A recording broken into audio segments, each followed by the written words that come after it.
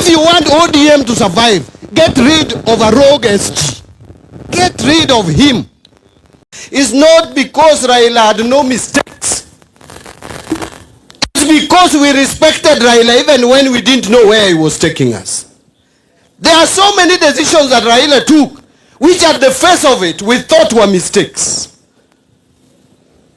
But we gave him the benefit of doubt because we trusted and believed in him. And that he was our leader, and every group must have a leader. And therefore, all the benefit of doubt that we gave him turned out to be correct decisions that he made, including dissolving NDP to join KANU. Many of us thought that was a big mistake. But later, it turned out to be a masterstroke. That was Raila Odinga. Raila again made a decision to form grand coalition with Kibaki even after defeating him in a general election.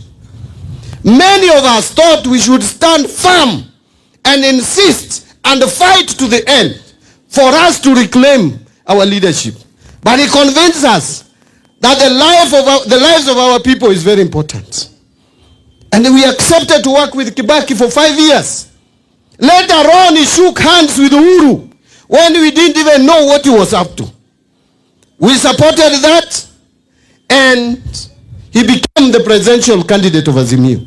Recently, he again surprised us by shaking hands with Ruto. And some of us who never imagined ever to work with Ruto, we are now working with Ruto. And I think, looking back, it was the right decision for Raila to make before he died.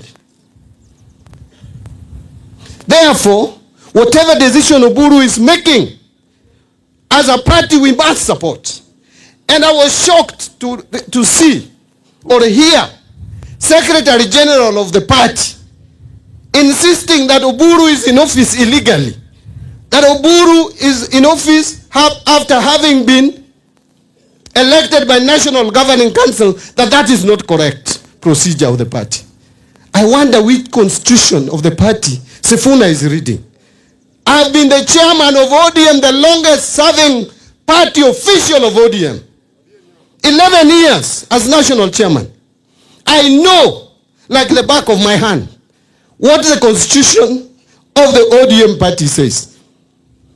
Him, Edwin Sifuna, who made him the Secretary General of the party? It was National Governing Council at Orange House, which I chaired. I'm the one who proposed his name. Will us of that opinion say aye? And people said aye. Those who are of the contrary opinion say nay. They say nay. In fact, to be honest, the nay was louder than aye, but I rigged him to be our Secretary General. Because we thought he was the right person. People from Western did not want Sifuna to be the Secretary General. And he was made Secretary General by National Governing Council all the way from 2018 to 2022 is when the National Delegates Conference sat. There was no NDC which ratified Sifuna's SG position until the last, when we were approaching the general election of 2022. Even John Mbadi, I was appointed the chairman on 21st of November 2014 by National Executive Committee. Then we went to Bomas of Kenya on 5th of December 2014, where a National Governing Council ratified our election. And I became chairman until 2017 is when National Delegates Conference sat and ratified. What is different about Oburu's position? What is different?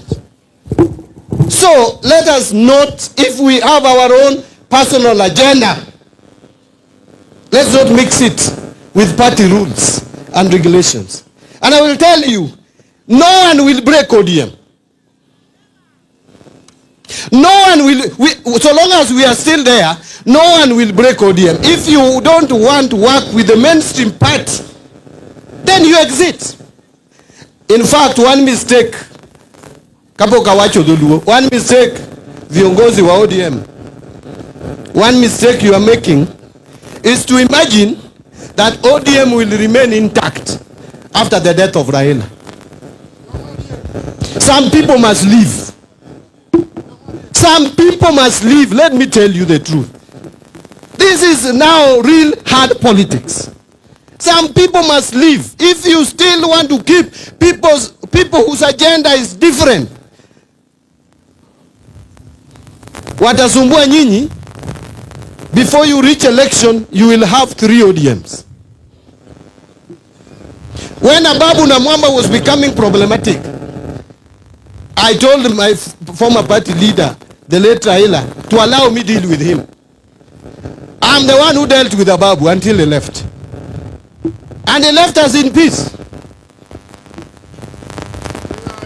If you want ODM to survive, get rid of a rogue SG. Get rid of him. There are so many Kenyans who can be Secretary General of the party. Let me tell you, and I've seen all this. One thing you need to credit me for and thank me for is that I removed all the instruments. The power of holding all the instruments I removed from the Secretary General. That is how we created the trustees. Trustees used not to be there. We created trustees to take care of all our equipment, all our assets, all our documents, yote. Sifuna hata hajaona registration certificate of ODM. Kama ameona, ningekuwa chairman wa chama. Saa hii I would have summoned him for disciplinary action. And the next day, atoke. Tuone anaenda na watu ngapi. Unaweza kutusumbua na hata watu wa village wako hawako kwa chama.